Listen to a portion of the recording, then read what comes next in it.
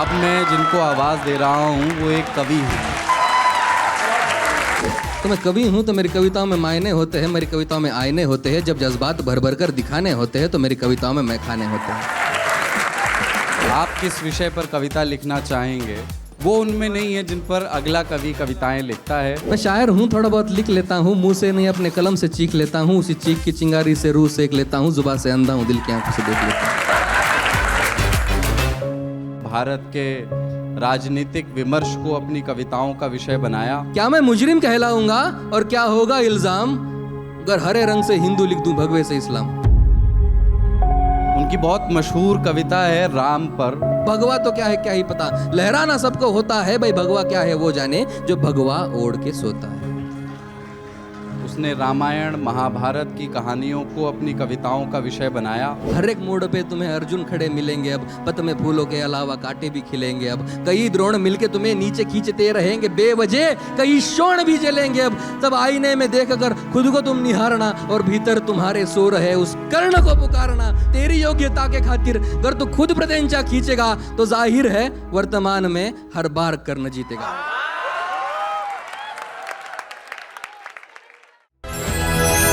Sensodyne K presents Lallan Top Adda, co-powered by Uttar Pradesh Tourism. Associate sponsor SBI Life Insurance. Sensodent, toothpaste for sensitive teeth.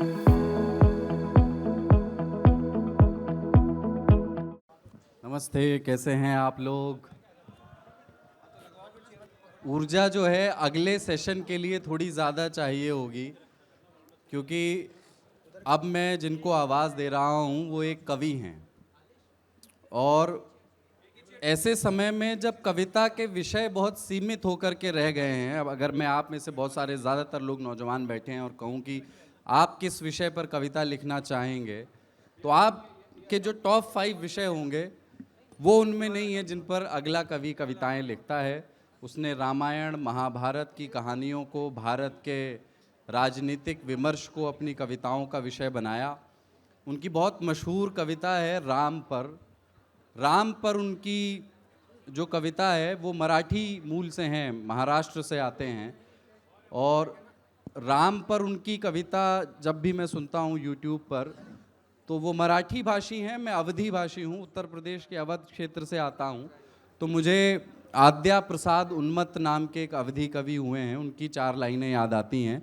Ram की इस तरीके की व्याख्या जैसे आद्या प्रसाद उन्मत्त जी ने की, उसी श्रेणी की, उसी परिवार की व्याख्या साइको शायर ने की है, जो हमारे अगले मेहमान।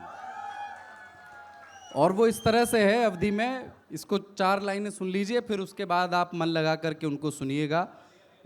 मैं जो अवधि नहीं जानते हैं अर्थ भी समझा दूंगा। लरिके राह निहारत हुई हैं, चल जीव आपन गांव चली।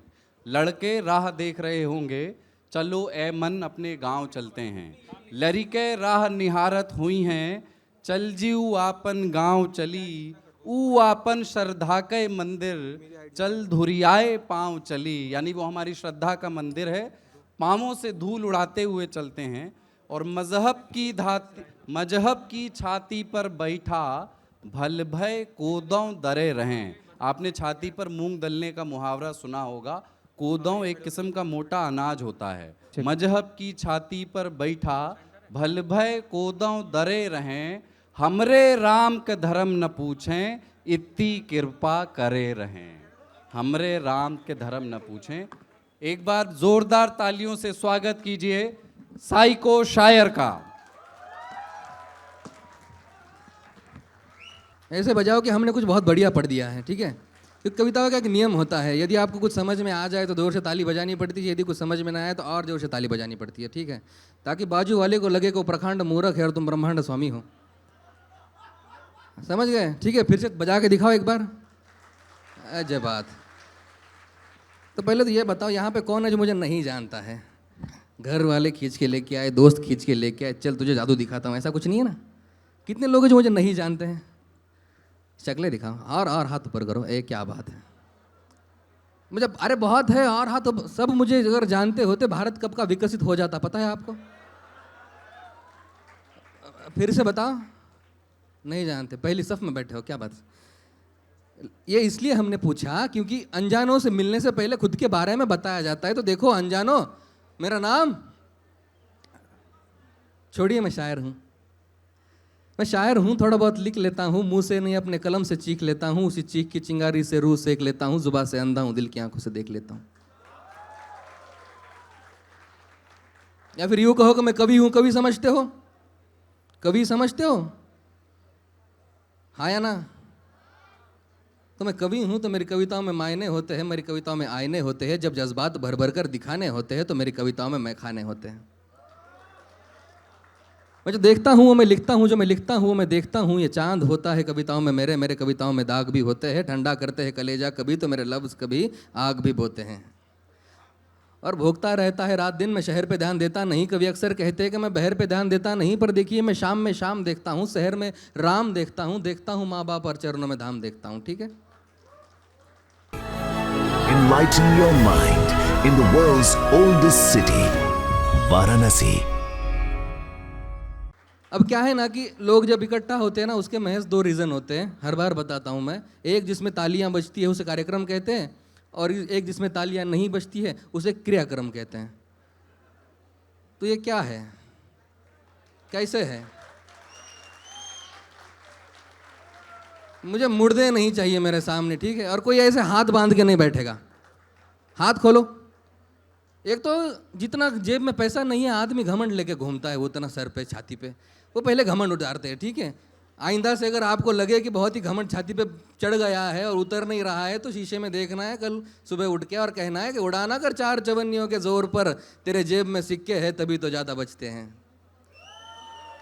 कहेंगे क्या कहना है, गौर से सुनना, कि उड़ाना कर चार चवन्नियों के जोर पर, तेरे जेब में सिक्के हैं तभी तो ज़्यादा बचते हैं। अगर इतना ही घमंड पैसों का तो खरीद के दिखा वो जो पहले बारिश के मोती आंगन में सजते हैं।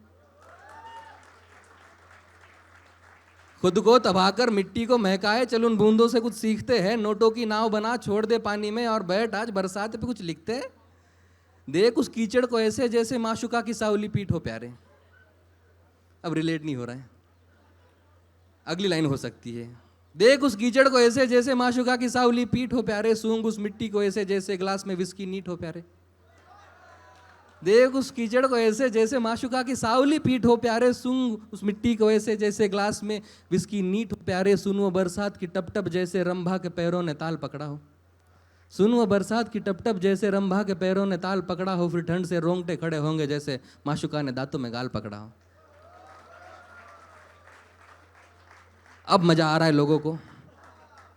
Okay, ladies in the house give me a chair. Okay, मर्द जात in the house give me a chair. आपने बदतमीजी का अंतर देखा? ये हम इसलिए कह रहे हैं क्योंकि अगर महिलाएं शो को नहीं आई होती या फिर कविताएं सुनने नहीं आई होती और यहाँ पे हम रिमोट कंट्रोल की गाड़ी छोड़ देते ना, ये मर्द जात देखते रहती और 2 घंटे तक देखते रहती, बोर भी नहीं होते ये लोग। ठीक है। लेकिन आज महिलाएं आई हैं तो अलग किस्म की कुछ कविताएं सुनेंगे, ललन टॉप का लिहाज रखते हुए पहली कविता आपके सामने रखेंगे। लेकिन क्या सोच के आए थे कि क्या सुनने को मिलेगा साइको शायर के मुंह से? पहले ये बताओ। राम कर्ण, राम और कर्ण, ठीक है ठीक है। फूल और देखो बहुत गंदा कटा है आपका, बताने के लिए आए हैं हम। क्योंकि एक कवि और एक कविताओं के बारे में लोगों का एक परसेप्शन है बहुत ही वाहियात सा कि अगर दिनकर है तो रश्मि रथी लिखेगा, हरिवंश है तो मधुशाला लिखेगा। क्यों भाई? उन्हें प्यार नहीं होता, उनका दिल नहीं टूटता। आपको हर एक तरीके की आज थोड़ी कविता सुनाएंगे, वक्त उतना हमारे पास नहीं है। लेकिन जैसे कि हम ललन टॉप के मंच पे खड़े हैं तो पहली कविता वो सुनाएंगे जिस कविता के बाद कोई चप्पल फेंक के नहीं मारेगा। ठीक है? हाँ या ना? क्योंकि ये कविता जो सुनाने जा रहा हूँ ना, कंसेंट के साथ पढ़नी पड़ती है जनाब। तो इस कविता का एक ही नियम है। कविता का नाम है भारत, चैप्टर 1 रंग। तो भारत आपको सुनाएंगे, लेकिन बस एक ध्यान में रखना कि कोई भी चप्पल फेंक के नहीं मारेगा, समझ गए? और चप्पल का मतलब चप्पल नहीं है, हील्स भी है, जूते भी हैं, है ना? अरे बैठ गया, ठीक है। हाँ या ना? एक ही यस आया है, मोहतरमा, धन्यवाद। लेकिन बाकी लोग हाँ या ना? अब 2 लाइनें पढ़ के देखते हैं, अगर फिर से हाँ आया तो आगे कविता पढ़ेंगे, वरना राम पढ़ के निकल जाएंगे। ठीक है? तो बताओ भाई कि क्या मैं मुजरिम कहलाऊंगा? क्या मैं मुजरिम कहलाऊंगा और क्या होगा इल्जाम अगर हरे रंग से हिंदू लिख दूं भगवे से इस्लाम? कह सकते हैं? हाँ या ना? बढ़िया। तो क्या मैं मुजरिम कहलाऊंगा, क्या होगा इल्जाम अगर हरे रंग से हिंदू लिख दूं भगवे से इस्लाम, या कह दूं मैं कि सभी एक है? कह सकता हूं? अब हिचकिचाहट बढ़ रही है। या कह दूं मैं कि सभी एक है, अवतार एंजल नबी एक है, शहर पहर और शाम एक है, जहर शहद और जाम एक है, सूरज चंदा रात एक है, बादल और बरसात एक है, पानी एक है, हवा एक है, बीमार पड़ो तो समझदार हो।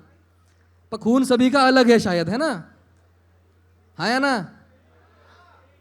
देखो नाना पाटेकर झूठ बोल रहा था, ये हिंदू का खून या मुसलमान का खून ऐसा कुछ नहीं होता है, ठीक है? प्रूव करते हैं आपके सामने, ये खून सभी का अलग है शायद, बूंद बूंद में फर्क है शायद, गरम किसी का ठंडा, किसी का उम्दा, किसी का गंदा, किसी का महंगा, किसी का सस्ता, किसी का रेशम, किसी का खस्ता, या अलग ही है तो अलग रंग दो, ये रंग एक है ऐसे कैसे? खून बहे तो बुरी बात, खून बहे तो जंग नेक है ऐसे कैसे? या मैं कह दूं कि वो है ही नहीं? कह सकता हूं 5 मिनट के लिए? हाँ या ना? सब हाँ नहीं आ रहा है। हाँ या ना? कह दूं कि वो है ही नहीं, ना था या होगा भी नहीं, तो ना ही मजहबी जंग होगी, ना उनकी वजह कोई रंग होगी। हाँ होगी बहस पर हालातों पर, सब गौर करेंगे बस बातों पर, फिर क्या क्या होगा नहीं पता, पर यकीनन एक उमंग होगी, हर सरहद प्यासी मर जाएगी और माएँ बेटों के संग होगी।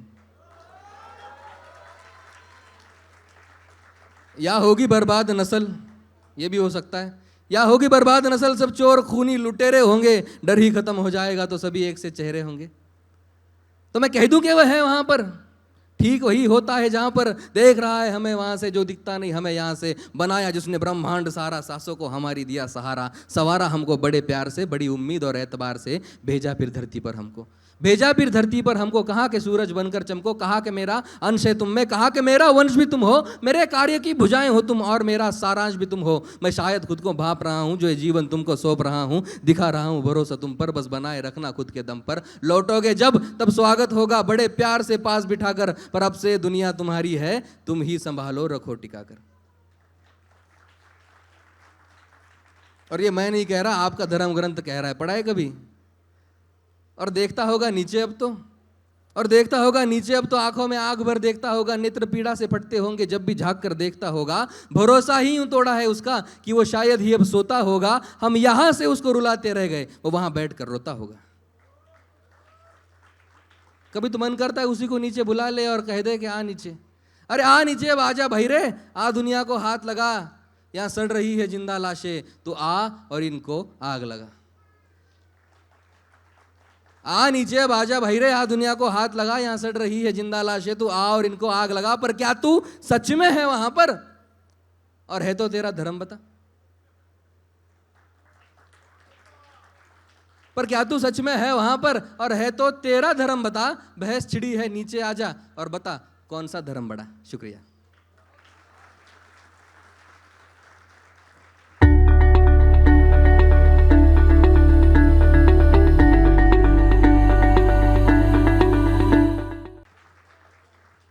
थोड़ा आपको वार्म अप करने की ज़रूरत है। क्या सुनना पसंद करेंगे राम से पहले ये बताइएगा, या कर्ण सुनेंगे? दोनों में से एक चुनना पड़ेगा आपको। राम सुनेंगे? राम वाले बताओ, राम वाले कौन है? कर्ण वाले कौन है? जानबूझ के दोनों बार हाथ ऊपर कर रहे हैं जी। ठीक है, राम और कर्ण सुनाएंगे, पर जल्दबाजी में सुनाएंगे, वक्त है हमारे पास, सुना सकते हैं, बहुत मत कहिएगा, ठीक है? तो एक कविता, जिस कविता ने मुझे गालियाँ बहुत दी, धमकियाँ तो बहुत ज़्यादा आई, और ऐसे नहीं कि एक विंग से आई, दोनों विंग से आई, ठीक है? जिस कविता ने मुझे, देखो लिखना, कविताएं पेश करना यह हमारा काम है, और इस काम के चलते हमारी रोजी रोटी चलती है, हमारी ख्वाहिशें पूरी होती है। लेकिन इसके बावजूद किसी कविता को लिखने की ज़रूरत पड़ जाए तो वो अक्सर कभी होता नहीं है ना? ज़िंदगी की पहली कविता है जिस कविता को मुझे लिखने की ज़रूरत पड़ गई।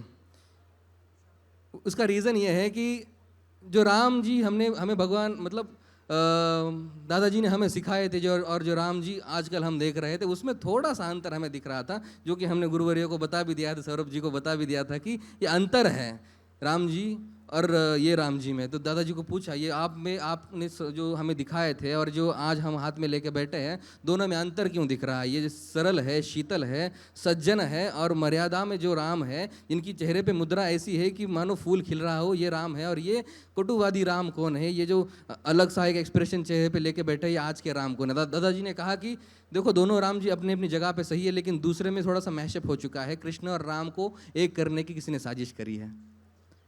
वो साजिश इस तरीके से करी गई कि अब वो लीलाधर लग रहे हैं, जो राम दूसरे हाथ में हमने पकड़े थे। तो मैंने सुझाव मांगा कि अब ये जो राम दूसरे है, इसके ऊपर क्या किया जाए? दादाजी ने कहा वो आपकी विवेक बुद्धि है, इसके हिसाब से आप चलिएगा, लेकिन एक बात बता देते हैं, चौखट के अंदर अक्सर राम को रखा करो और चौखट के बाहर कृष्ण को छोड़ा करो, ताकि घर में राम राज्य बना रहे और बाहर की महाभारत कृष्ण संभाल पाए। यदि दोनों की जगह बदल दी तो महाभारत घर में शुरू हो सकती है, जो कि भारत में और दुनिया में होते हुए हमें दिख रहा था। तो उस कविता को हम शुरू करते हैं वहीं से जहाँ से एक डिस्परेशन बाहर निकला कि यार क्या कैसे समझाएं लोगों को, हाथ काट के रख दे क्या इनके सामने। और यही से इस कविता को मैंने शुरू करने की ज़रूरत की, और वो कविता आपकी नज़र करता है। सबका ध्यान मेरी तरफ होना चाहिए, मुझे लगता है। एक बार चिल्ला दो बेफालतू में, बढ़िया बढ़िया।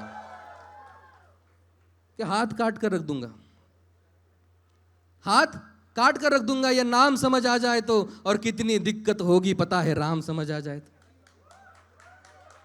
हाथ काट कर रख दूंगा, ये नाम समझ आ जाए तो, और कितनी दिक्कत होगी पता है राम समझ आ जाए तो। भाई राम राम तो कह लोगे, पर राम सा दुख भी सहना होगा। पहली चुनौती ये होगी कि मर्यादा में रहना होगा।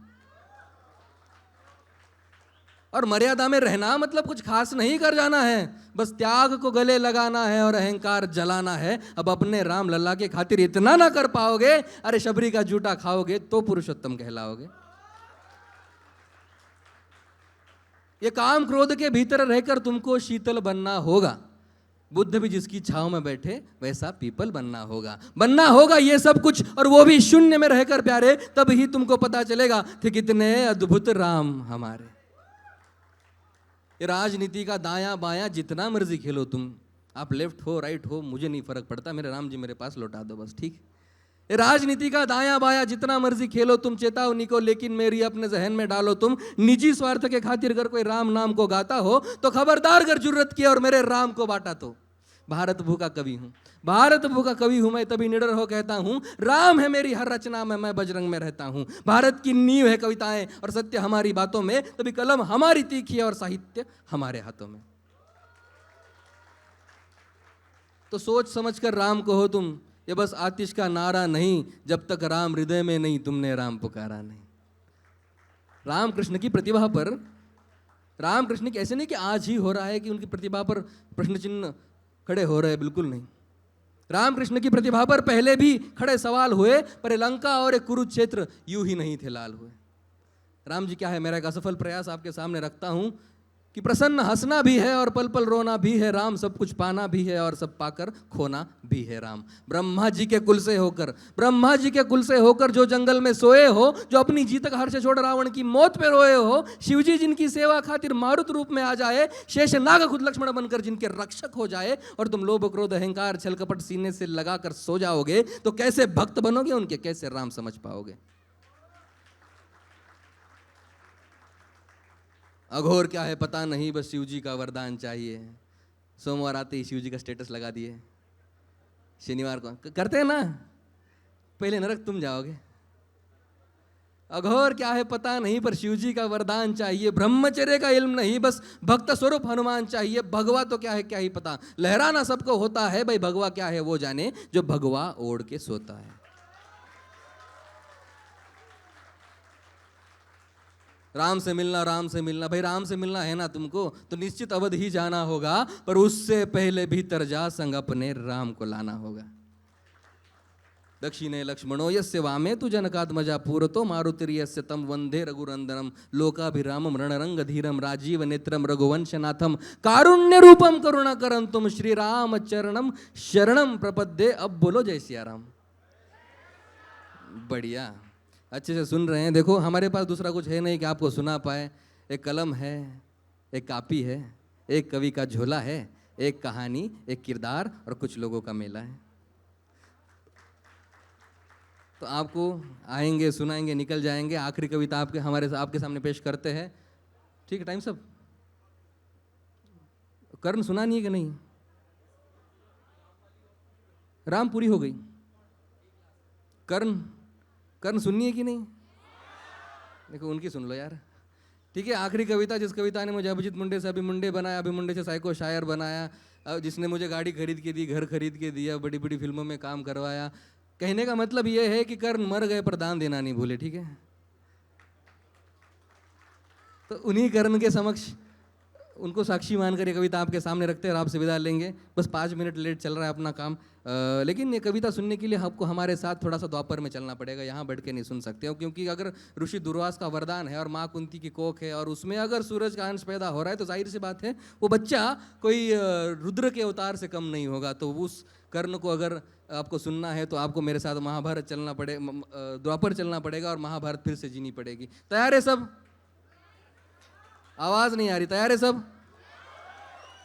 सोचो उस रात में क्या हुआ होगा जब कर्ण पृथ्वी पर पहली बार आ रहे थे कि कड़कड़ कर विध्वंस मचाते उतरे सारे वज्रधरा पर, कि कड़कड़ कर विध्वंस मचाते उतरे सारे वज्रधरा पर, सरसर गिरती वर्षा पहुंची जैसे तैसे वसुधा के घर, तीनों लोक में मच गई हलचल। समय ही ऐसा गुजरा था भाई मां जमुना भीतर एक बालक सूरज बनकर उतरा था।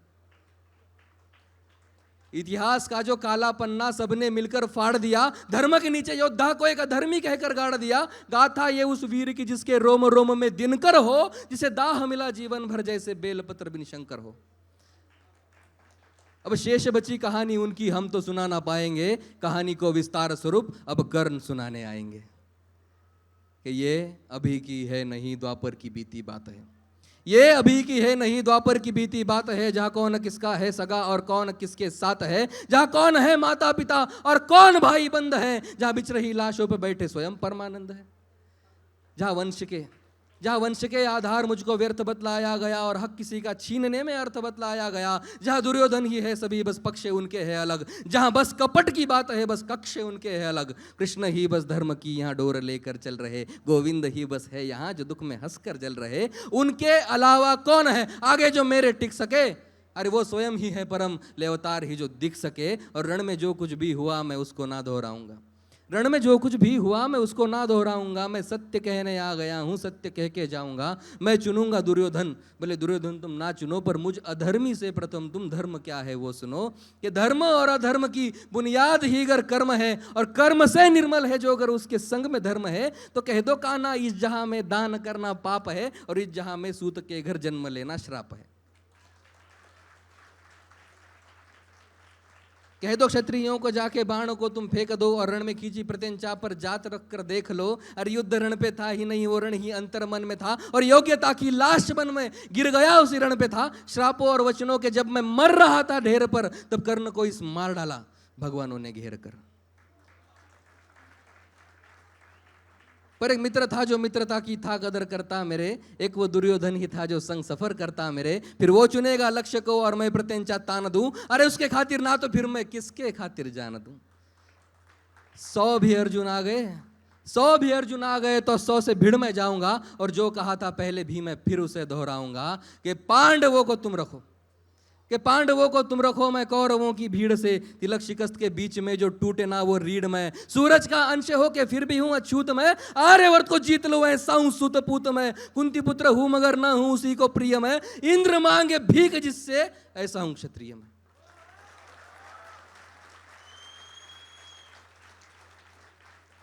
जो लिखा नसीब में वो ही सत्य क्यों यहाँ, अबे मेरी दुविधा शायद आपकी भी हो सकती है। जो लिखा नसीब में वो ही सत्य क्यों यहाँ, जो तुम्हारे बस में ना हो उसको सत्य क्यों कहा, हर बार वर्तमान को नियति पे क्यों थोपते और मैं जवाब मांगू तो क्यों नियति नियति भौंकते, नियति की कोई भूल नहीं इसे निष्कारण अपमान कहो, कौन तेय नहीं राधेय कर्ण मुझे अधिरथ की संतान कहो, कुंती का मैं अंश नहीं ना मुझसे उसका नाता है, मैं कर्ण हूं तो बस कर्ण नहीं हूं जो सूत पुत्र कहलाता है। आओ अब बताऊं महाभारत के सारे पात्र ये भोले की सारी लीला थी, किशन के हाथ सूत्र थे, बलशाली बताया जिन्हें वो सारे राजपुत्र थे, काबिल दिखाया बस लोगों को ऊंची गोत्र के, ये गोत्र वर्ण जात पात सब कली के नाम है, द्वापर में बीते कल से ही तो कलयुग बदनाम है।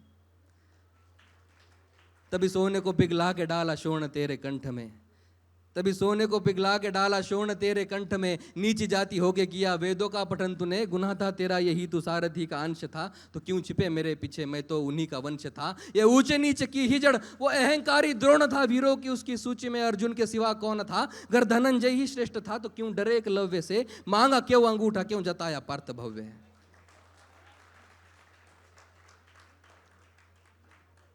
ज्ञान पथ पे बिखरे जो दिखाए काटे वो गुरु। मुझे लगता है ध्यान मेरी तरफ ज्यादा होना चाहिए, आखिरी 4 पंक्तियां आपके नजर कर रहा हूं कि ज्ञान पथ पे बिखरे जो दिखाए काटे वो गुरु, जो ज्ञान सबकी थाली में समान बांटे वो गुरु। गुरु वो है जिनके होते सृष्टि खिलखिलाती है, गुरु के चरणों पे ही तो दृष्टि तिल मिलाती है। अब बताओ कैसे मैं उस द्रोण को गुरु कहूं जो मुझको शिष्य ना कहे, मैं उसकी घृणा क्यों सहूं। उन राजवंशियों को ही बस उसकी शिक्षा जा मिले, इन आधार लेती बेलों से हम वृक्ष कई गुना भले। पार्थ के ही इर्द गिर्द रची हुई कथा है ये, अब तो मान जाओ।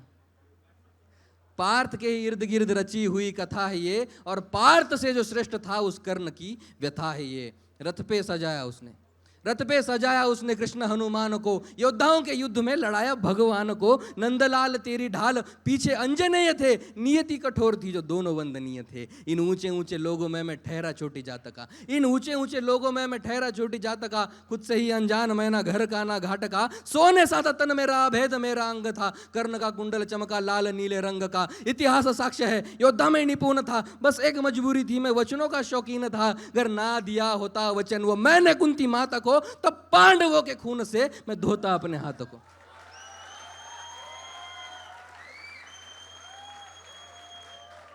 और मैंने ये कहा नहीं कि मैं सही और सब गलत, पर मेरी गलती गलती है और उनकी गलती बात अलग। हाँ द्रौपदी के संग हुआ जो उसमें मेरी भूल थी, पर दूसरे क्षण आंख मूंद मैंने वो कबूल की। पर द्रौपदी ने जो किया वो कैसे केशव भूलूं मैं, कैसे भूलूं वो स्वयंवर, कैसे विश्व पीलूं मैं। साम दाम दंड भेद सूत्र मेरे नाम का, गंगा माँ का लाडला में खामखा बदनाम था। कौरवों से होके भी कोई कर्ण को ना भूलेगा, जाना जिसने मेरा दुख वो कर्ण कर्ण बोलेगा। भास्कर पिता मेरे हर किरण मेरा सुवर्ण है, वन में अशोक में तू तो खाली पर्ण है। कुरुक्षेत्र की उस मिट्टी में मेरा भी लहू जीर्ण है, देखा छान के उस मिट्टी को कण कण में करना है। अब जाते जाते बस ये कर्ण इन कर्णों से कुछ कहना चाहेगा, सुनेंगे कि देखो बीते कल को छोड़ दो, बीते कल को छोड़ दो, अब आने वाला आएगा। बीते कल में जो हुआ वो कल तुम्हें सताएगा। हर एक मोड़ पे तुम्हें अर्जुन खड़े मिलेंगे, अब पत में फूलों के अलावा कांटे भी खिलेंगे। अब कई द्रोण मिलके तुम्हें नीचे खींचते रहेंगे बेवजह, कई शोण भी जलेंगे। अब तब आईने में देख कर खुद को तुम निहारना, और भीतर तुम्हारे सो रहे उस कर्ण को पुकारना। फिर चाहे जितने युद्ध हो किसी भी कुरुक्षेत्र में, तुम्हारा तीर पहला होगा हर पंछी के नेत्र में। और तेरी योग्यता के खातिर अगर तू खुद प्रत्यंचा खींचेगा तो जाहिर है वर्तमान में हर बार कर्ण जीतेगा। बहुत शुक्रिया।